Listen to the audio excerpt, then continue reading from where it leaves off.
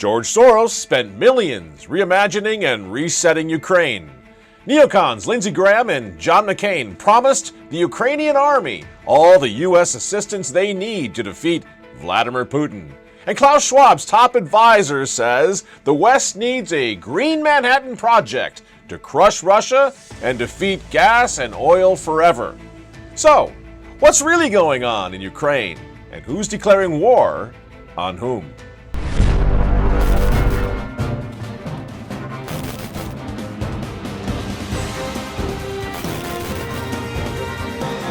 Good evening, ladies and gentlemen. I'm Michael Matt, and this is the Remnant Underground. We got some good news tonight. Of the hundreds of thousands of views that we picked up in last week's Remnant Underground, 3/4 of them are at remnant-tv.com. The rest are over at Rumble and YouTube. Why does that matter? It matters because it means that together we're building a viable alternative to YouTube. I've been talking about this for a long time, but I wanted to let you know that we're already seeing great signs of success, and last week's show is Exhibit A. Really good news right now, especially since big tech censorship is soon to be kicking into high gear over the next few weeks over this situation, the crisis in Ukraine. So they can throw us off YouTube, which they're working on, but they're never going to throw us off remnant-tv.com. I want to let you know your investment, your patience, your prayers, your support has paid. It's all paid off, and things are really, really going very well at remnant-tv.com. So thank you, and do click the link below so you can sign up for my e-letter, and we can keep you posted when we post. Because as I always say, big tech's not going to do that for us. I hoped by this point that we would be able to speak about the situation in Ukraine without the caveats. That's not going to be possible. So it goes without saying that what's happening in the Ukraine on the ground is not something that we here at Remnant TV support, justify, encourage, or anything else.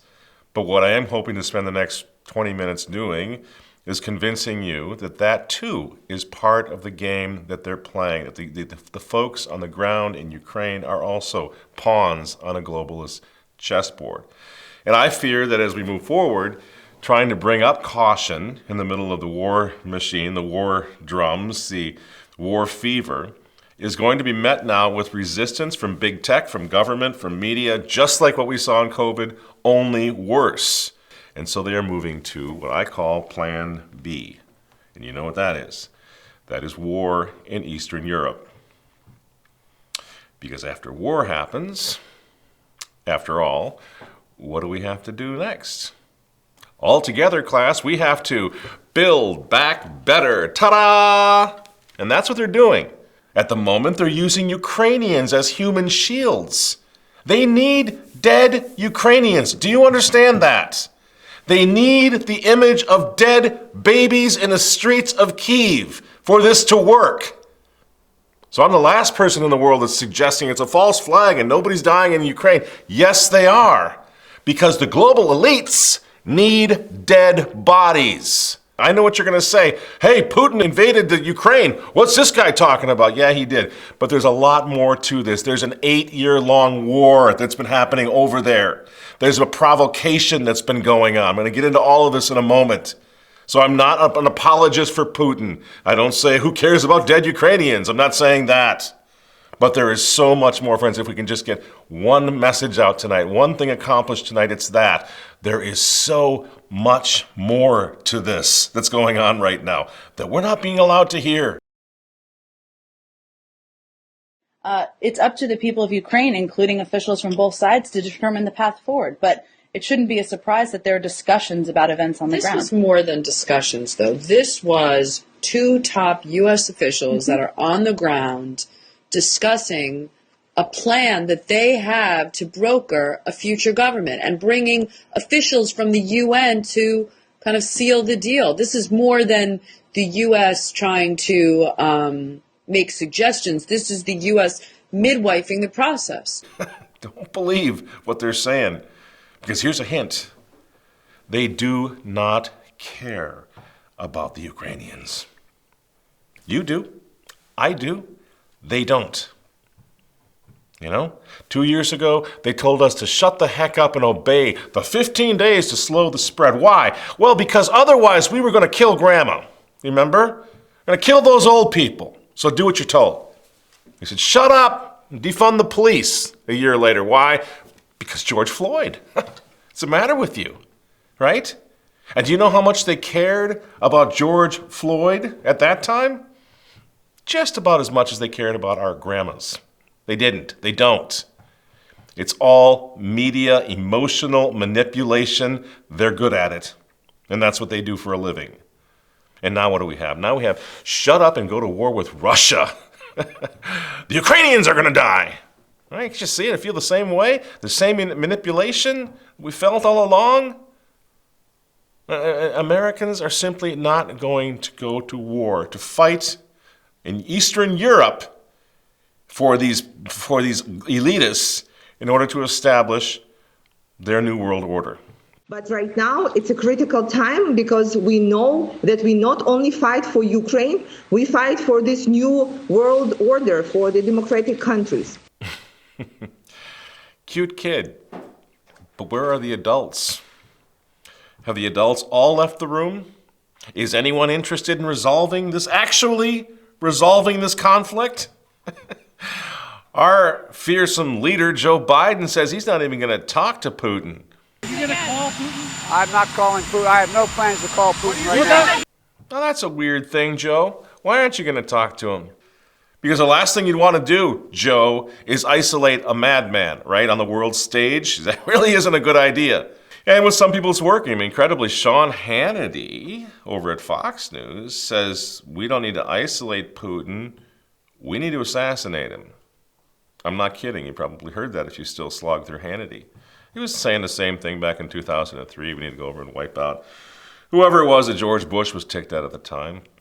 You know, it's like Hannity, guys like this, you know, they're stuck in one of those 1980s Chuck Norris movies. It's all very fun. It's great for ratings. You can be a tough guy. It's going to take him down with a SEAL team. Let's stand with Ukraine by asking NATO to help us turn all of Europe into a war zone. Not just Ukraine, not just Kyiv, but all of Europe into a war zone. That's what one does when one wants to stand with Ukraine. Is this statesmanship? Is it statesmanship to cheer on those poor children in the Ukraine, to fight to the death, to blow themselves to kingdom come, to watch their parents die or their children die in an unwinnable war? Since when have we fought wars like this? There's always been a discussion about peace. How do you do this? How do you resolve this? Well, one of the ways you don't resolve it is refusing to have anything to do with the other side, refusing to listen to what he's saying. Putin has come out with his conditions for peace. You probably didn't hear about that because Sean Hannity was too busy telling us we should assassinate Putin rather than listen to his terms for peace. I'm not saying those terms for peace were good or acceptable or perfect or wonderful, but we should at least know what they were. Why is the media not talking about that? Where, by the way, is the United Nations? That's sort of odd. Where's the church? Well, I think we all know where the church is. Speaking for my church, the Catholic Church, Pope Francis is once again doing what he's told. It's what he always does, just as he did with COVID and vaccines and everything else. We can't expect much from our guy Francis. And meanwhile, over in Russia, you know, evil Russia, the evil Russian Orthodox guy, KGB, he says gay pride parades are part of the problem. That's what they're talking about, a moral and cultural revolution in Russia. But in his sermon last week, the Russian patriarch said, the test of which side you are on now in Europe is whether your country is willing to hold gay pride parades. Sounds nutty until you realize that that's the litmus test everybody has to pass these days. Where do you come down on LGBT? Apparently that's been going on in Ukraine for some time. In fact, Ukrainian citizens on both sides have fought a civil war over that to some degree. And you would say, well, I don't think this is true. What the patriarch said, that's crazy. That's just propaganda. But then what about this? This is his Ukrainian counterpart. He seems to agree. It's time to sign on the dotted line. And by the way, thousands of people, thousands of Ukrainians, including Ukrainian diplomats, they were marching in Kyiv's 10th annual Gay Pride Parade this year. In contrast to Soviet times, pride marches have been held in Ukraine since 2015.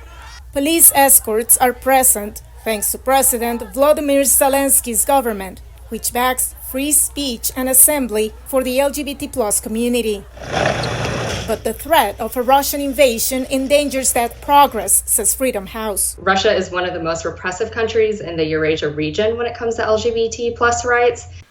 Not exactly Anatevka, is it? Things are changing there. As we said last time, it's a very, very, very progressive World Economic Forum, EU, Obama administration style government and country in the Ukraine. That's what they do to these countries. That's what they want the whole world to look like. You know this. You know it.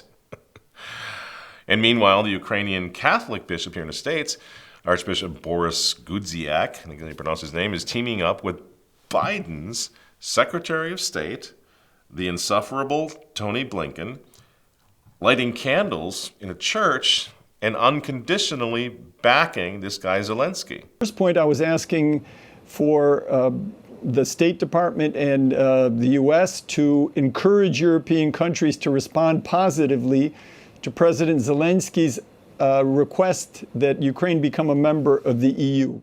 And now this same Ukrainian bishop, by the way, on our side of the pond, he's telling the Catholic News Service that Americans need to call out not Klaus Schwab, not George Soros in Ukraine. No. Americans need to call out one Tucker Carlson? They need to call out Tucker Carlson. For the bishop there, the archbishop, Tucker Carlson is the problem. Why? Because he's suggesting we tap the brakes on going to war for the New World Order in Ukraine. That's what his crime is. He's suggesting that Zelensky is corrupt, that his government is corrupt. Well, that's about all we heard for the past 2 years, wasn't it? Remember Hunter Biden, Ukraine, right? Very corrupt. Now again, it's not corrupt anymore. It's the fiddler on the roof. Everybody's sweet. They're wearing peasant clothes, and you can't question any of it. This is insane. And of course, Klaus Schwab, by the way, he loves our guy Zelensky. Mr. President, it's a pleasure to welcome you for the first time here at the annual meeting in Davos. Much emphasis and hope has been put into your government's ability to reform the Ukraine from within. But not everybody agrees with Klaus.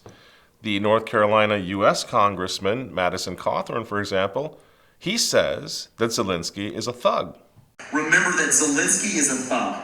Remember that the Ukrainian government is incredibly corrupt, and it is incredibly evil, and it has been pushing woke ideologies, and it really there's the new woke world. Now that comment sent Karl Rove into apoplexy. You remember Karl, the architect, who was all in on blowing the living daylights out of the Mideast, because those people didn't like our freedom and our democracy. Remember that?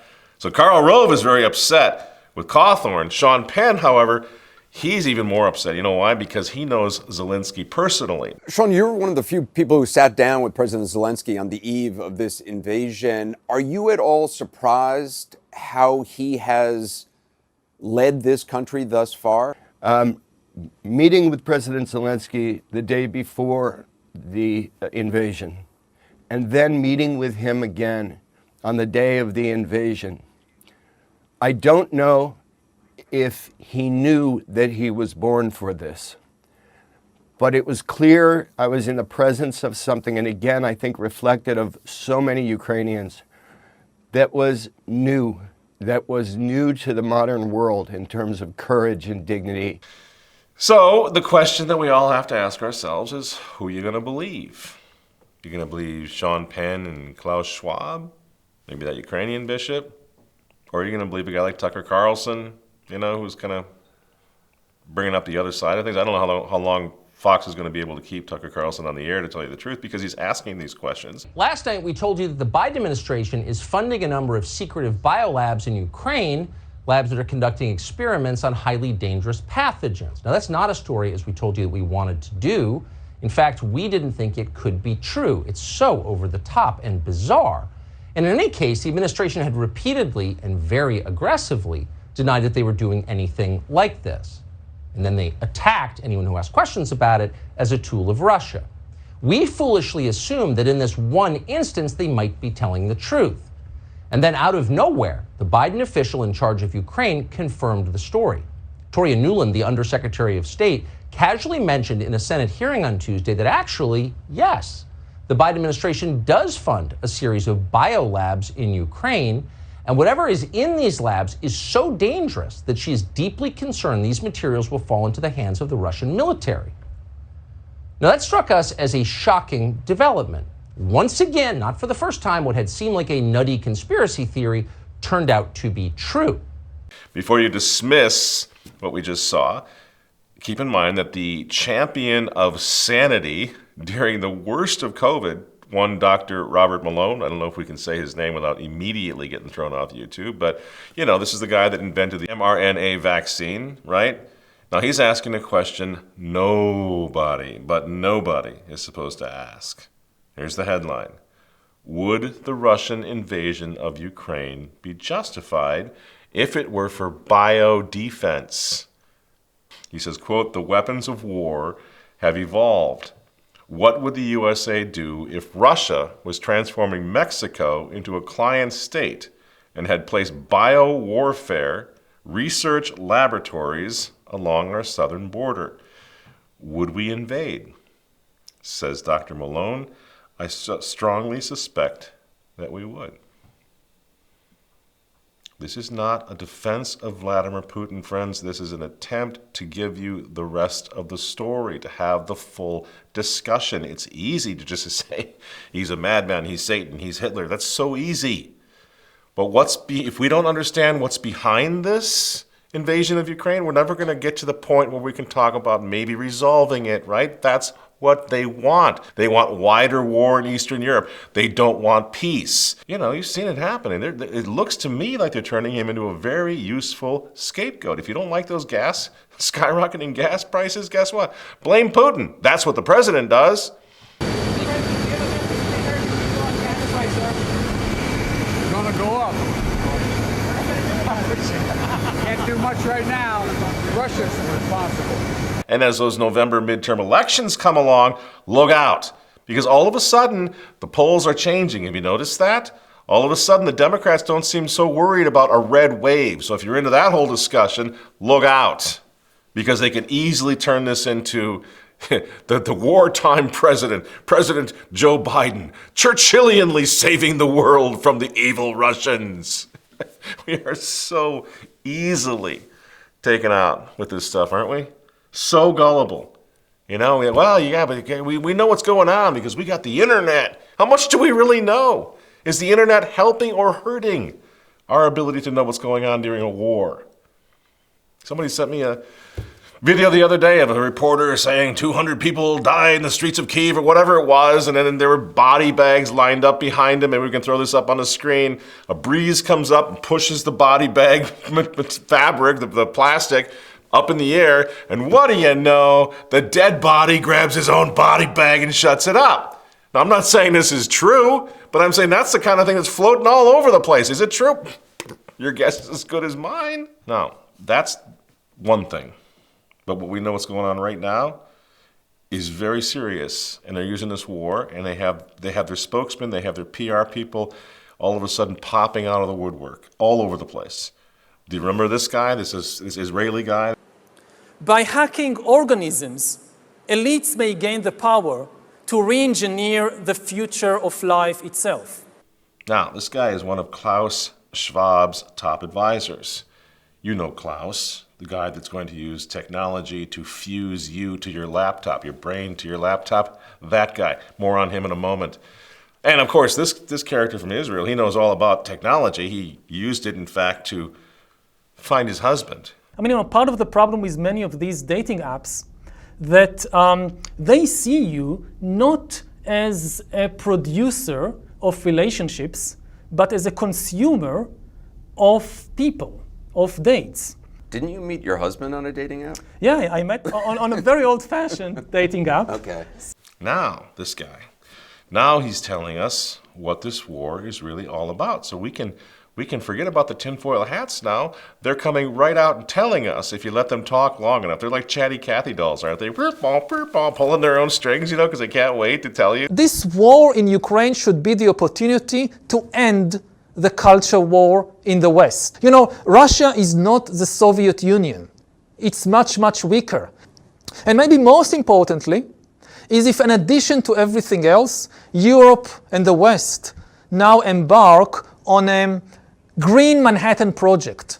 Like in the Second World War, when there was this Manhattan Project to produce nuclear weapons, now we need an ecological Manhattan Project because Russia is actually a gas station with nukes. The whole Putin regime is built on oil and gas. That's it. So the West needs to unite and act fast and pour money and resources and scientific knowledge to create an energy revolution, to stop depending on oil and gas, and then the Putin regime is finished. And Biden's energy secretary is all in on that.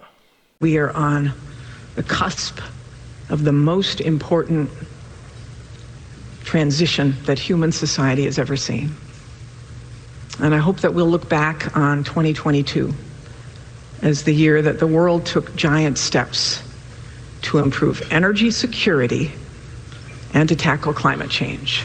Just one little problem where Russia is concerned. Their economy runs on oil and gas, which is probably why in Davos last year, Putin, he went after the fourth industrial revolution by name. The last 20 years have laid the foundation for what is known as the fourth industrial revolution, which is based on the widespread use of artificial intelligence, automated and robotic solutions. The coronavirus pandemic has greatly accelerated such developments and their implementation. However, this process is also bringing about new structural changes in the labor market. Therefore, without efficient efforts by states, many people are risking their jobs. And this often affects the so-called middle class, which constitutes the core of any modern society.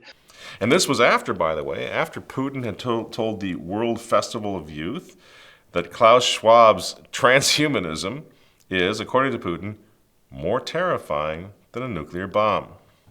Вот генная инженерия, которая, безусловно, даст нам потрясающие возможности в области фармакологии, новых лекарств, изменение человеческого кода, если человек страдает генетическими заболеваниями. Замечательно, ведь это так хорошо. Но есть и другая составляющая этого процесса. Это значит, что уже можно это представить, что человек может создавать человека с заданными характеристиками. Это может быть гениальный математик, это может быть гениальный музыкант, но может быть и военный, человек, который может воевать без страха и без боли. И вот то, о чем я сейчас сказал, может быть страшнее ядерной бомбы. So you don't have to approve the invasion of Ukraine. You don't have to approve, you don't have to be a fan of Putin. You have to be a defender of Putin in order to see what is happening here. Vladimir Putin stopped playing ball with the global elites, and they set a trap for him in the Ukraine. Unfortunately, Vladimir Putin stepped right into it. And here we are. Well, they tried the pandemic route, you know, and now they're going with the Adolf Hitler model. This is to attain the same ends. So, Russia evil. That's all you got to know. And this according to the paragons of virtue and goodness, by the way, like Mark Zuckerberg and Soros and Schwab and Hollywood liberals like Sean Penn. Guys like Lindsey Graham. I admire the fact that you will fight for your homeland. Your fight is our fight. 2017 will be the year of offense. All of us will go back to Washington and we will push the case against Russia. It is time for them to pay a heavier price. Our fight is not with the Russian people, but with Putin. Our promise to you is to take your cause to Washington and make the case against Putin to the world. I am convinced you will win, and we will do everything we can to provide you with what you need to win. The Democrat Party, the entire thing, the Republican Party, they're all united. The EU, everybody's on board now. Russia is Satan, so Visa, MasterCard, do the right thing. And they did. They shut down their systems in Russia, Visa and MasterCard. Netflix has suspended service in Russia. Maybe my favorite. McDonald's has closed all of their restaurants in Russia. No more freedom fries over there, I guess. The Paralympics ban Russians entirely. The Paralympics! Russia is disinvited from the World Cup. The World Bank is devaluing the ruble dramatically, which is going to impact the entire economy of the world economy. And of course, Facebook and Twitter, they're going dark in Russia too. You see what's happening, friends? We've been talking about this for a long time. Forget governments. That's why this country's going along with this crazy old senile guy, Biden, not a problem. Because he doesn't matter. That's what they're trying to prove with Joe Biden. Forget governments, forget presidents, forget prime ministers. This is war, fourth industrial revolution style, where woke corporations will cancel entire countries. And they're not going to have to drop a single bomb, thanks to the interdependence of globalism. This is the monster that globalism has created. They can simply make Russia cease to exist. And the Russian people are going to starve. They're going to have their problems. They already are. Their credit cards aren't working. Their cash is worthless. They didn't do anything. Some of them are trying to get out there and protest the invasion of Ukraine. Doesn't matter. We want Russians to pay. We want them to suffer. And the globalist beast is going to make that happen. Exactly what happened right now. And I know what you're thinking. Yeah, but Putin, he's the devil, man. He deserves this. His invasion of Ukraine is a total violation of international law. And you know what? So was the Bush-Cheney invasion of Iraq. But who's counting? That invasion was condemned 10 years later in 2013 as a violation of international law. Did you know that? Google it. It's right there. So it just depends on who's violating international law before we get serious about whether it's right or wrong. I mean, Joseph Stalin starved the Ukraine nearly to death, something like 30 million dead Ukrainians back in the 30s. And yet, the United States maintained trade relations with the USSR the entire time and then allied themselves with Joseph Stalin's USSR militarily a few years later in 1941. None of this justifies what Putin's saying. But what I'm saying is when we are the great arbiters of truth and morality, be careful. Oh my gosh. Because some of this stuff, Yemen, things that are going on in Syria quite recently, come on. So we're going to condemn that devil over there in Russia for doing exactly what we do all the time, only worse, with less motivation, with less reason for going in to these foreign countries? And tell me, when Harry S. Truman, give him hell, Harry, when he bombed Hiroshima, when he gave Hiroshima and Nagasaki hell on August 5th, 1945, wiping out 140,000 men, women, and yes, children. Now, Harry S. Truman, he had his reasons, right? Just as Putin has his now. How do we determine whose reasons are moral and whose aren't? Oh, I know, dropping that bomb was going to shorten the war. Yeah, I get it.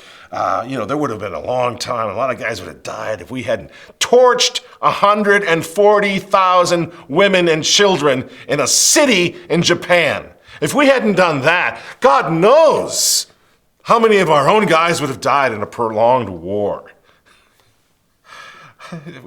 We really capable of making that kind of excuses for the immorality, the sick and perverse face of modern warfare? Really? So yes, what is happening to the Ukrainians on the ground right now is an abomination. And so was this.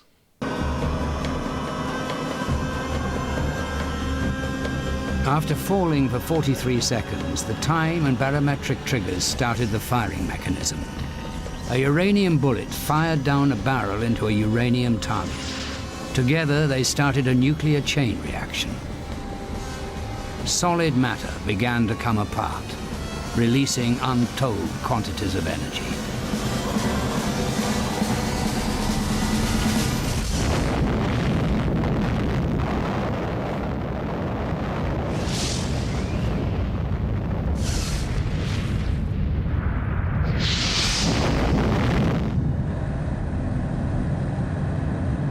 told you before, my own father fought in the European theater in World War II.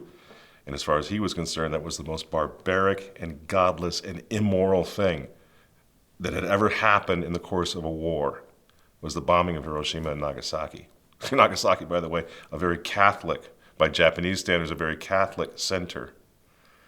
So maybe, just maybe, despite all the scary things we're seeing on TV, getting us to go to war and go bomb the hell out of another city or another town or whatever it's going to be, for the right reasons, maybe we should just valet park our high horses before we demand Armageddon, before we demand war against Russia that could turn all of Europe into something much worse than merely Nagasaki, right? Because the people behind this, the people who are pulling these levers, what's going on right now, they're absolutely capable of anything, of any atrocity, of any abomination. They have no God. They have no morality. They have no problem wiping out millions of babies to save the planet. Babies in the wombs of their mothers. Exterminated. Oh, that's fine. That's great. Got to get the population down for the future of the planet. They want to vax you. They want to chip you. They want to monitor every human being on the face of the earth. Do you really think they give a damn if Russia and the United States blow each other up right now over what's happening in Ukraine? Stand with Ukraine? Yeah, I stand with my Ukrainian brothers and sisters who are suffering on the ground, who are defending their children and their homes, exactly as I would do, no matter which nutcase fruitcake was in the White House at the time. I would stay and fight and defend hearth and home. That's what they're doing. But I do not support expanding this thing any further. I do not support what the good guys, the globalist psychos, have in mind, not only for Ukrainians, not only for Europeans, not only for Russians, but for every one of us all over the world. Here's what it looks like. Post-industrial revolution is, it doesn't change what you are doing. It changes you. If you take genetic editing, just as an example, it's you who are changed. Yeah. And of course, this has a big impact on your identity. Yeah. How is this guy not a Nazi? That's just another kind of eugenics that he's talking about. He's going to make the Ubermensch. He's going to make the perfect human being, right? This is what he's talking about. No wonder he hates Russians. And they're using technology and neo-communism to take out Russia. But it's not going to stop their friends. They're going to take out you, too. They're going to take out you and any country that opts out of their precious New World Order, which is what this is all about. And the godfather, by the way, as we've been talking over at RunTheNewspaper.com, the godfather of that New World Order has got his fingerprints all over this thing. Back in 2015, the Directorate of the Ministry of Foreign Affairs of Ukraine, she positively gushed her gratitude and her praise. One, George Soros. Since 1990, no other private donor has traveled a longer distance in helping Ukraine. In total, she writes, George Soros has provided over $181 million in support of almost, get this, almost 17,000 civil society initiatives in Ukraine that were implemented by, get this too, thousands of activists throughout the country. A little girl that we just saw telling you that she's fighting for the New World Order, she's fighting to the death for the New World Order. Is she one of George Soros's activists that have been installed in that country? And this letter concludes, thank you, George Soros, for your openness to new ideas and for opening those ideas up to us, Ukrainians. Thank you, George. Together, we are many. Does that justify Putin's invasion of Ukraine? That's not the point. That's not what I'm trying to argue here. But it is true that Vladimir Putin, not long after that letter was written of praise and thanks to George Soros, Vladimir Putin banned George Soros's charities in Russia, saying that they are a national security threat. Do you think he was exaggerating? We have an open border right now, in our southern border in this country, thanks to George Soros. We have prosecutors all over this country who are refusing to enforce the law, refusing to penalize rapists and murderers because he's destabilizing our cities. George Soros' money was behind the burning of my town, in fact, and many other towns. The burning of these cities, the defund the police movement. Do you think maybe he's a security threat? Oh, I think so. Bottom line here, friends, not to defend Vladimir Putin, but the bottom line is to make it clear there is so much more to this than meets the eye. Here is Colonel Doug McGregor, a former senior advisor to the Secretary of Defense. Thank you for joining us. Why do you think Putin is doing this? What is his end game? Well, Vladimir Putin is carrying through on something that he's been warning us about, at least for the last 15 years, which is that he will not tolerate U.S. forces or their missiles on his borders, much as we would not tolerate Russian troops and missiles in Cuba. And we ignored him, and he finally acted.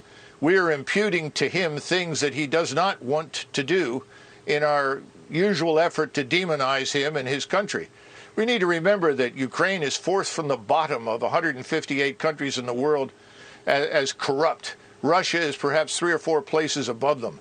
This is not the liberal democracy, the shining example that everyone says it is. Far from it. Mr. Zelensky has jailed journalists and his political opposition.